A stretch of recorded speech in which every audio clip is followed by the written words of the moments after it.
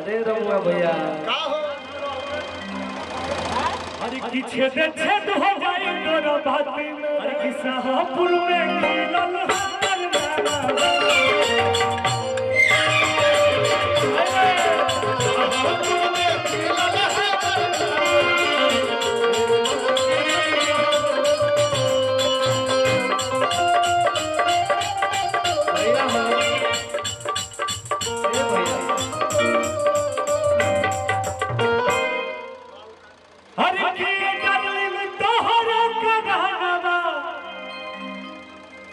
हमर नामा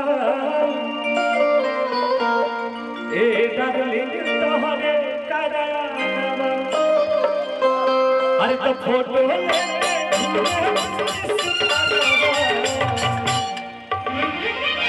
अरे की फोटो लेके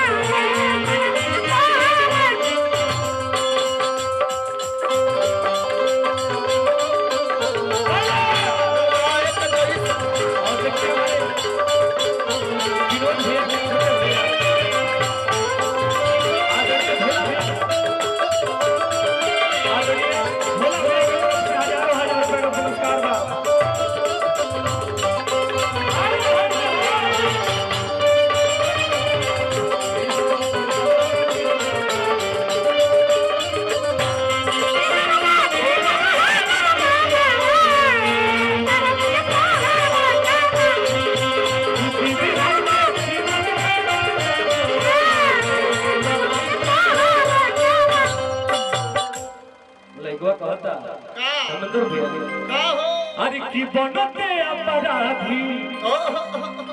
आह कोई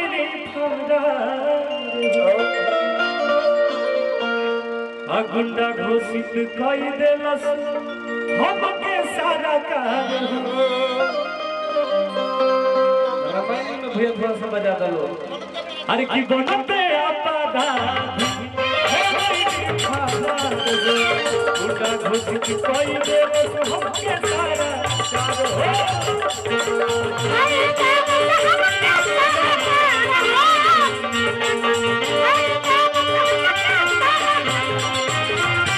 शत्रुघ्न भैया एक बार भैया का हो एक बार फिर से कहता लइकवा का अरे की बनते आबादा गुंडा घोषित कई देलस हमके सारा कार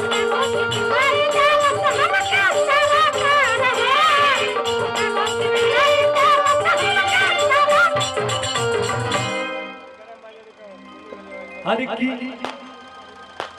विनोद टुनटुन भइले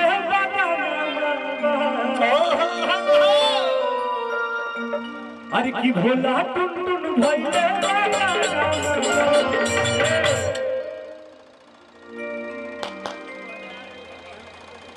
देखिए हमारे भैया की तरफ से हमारे जिला परिषद के भावी प्रत्याशी संतोष भैया की तरफ से हजारों हजार रुपए का पुरस्कार बा लइकवा कहता का अरे की संतोष टुनटुन भइले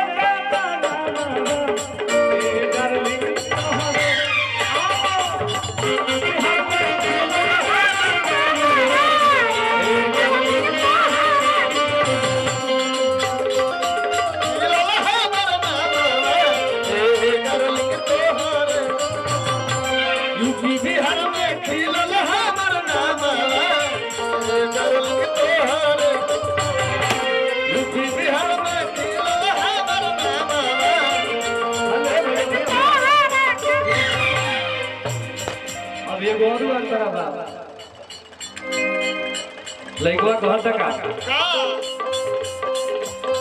प्यार में तोरा जीवन में पैसा तो कुछ ना हो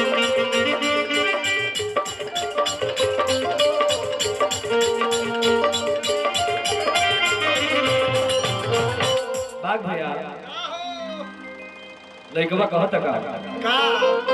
हर के प्यार में तोरा हम तो आहो गईनी बहानी अकुल खानदान में लगाई लेनी दानी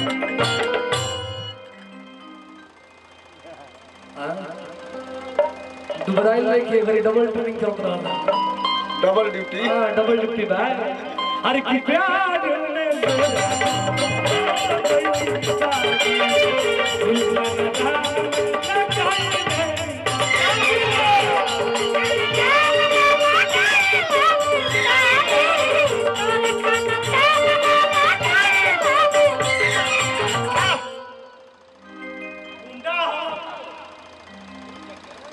अरे कीड़ा मुंडा अरे रमुआ भैया का हो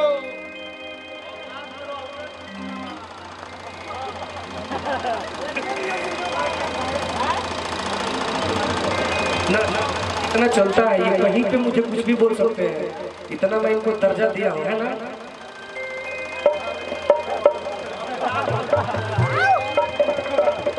सब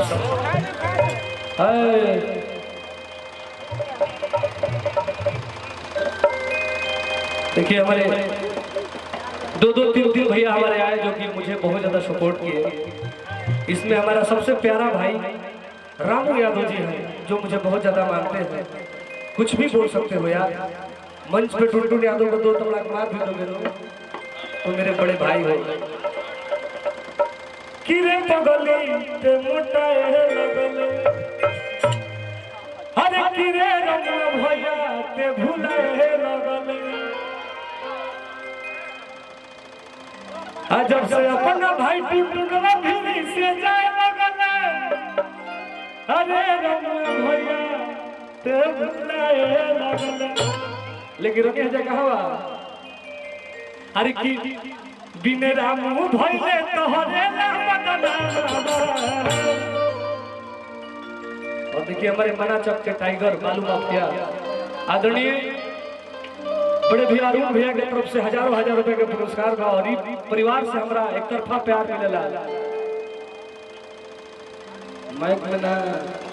मैं काज हमारा भरती बा हेलो हरि की जादो से नहीं खोखिया रसीला राम भैया के नाम में कीला अरे की अगड़ देखई है के हुआरी के आ कमी नहीं तोला जस छौरी के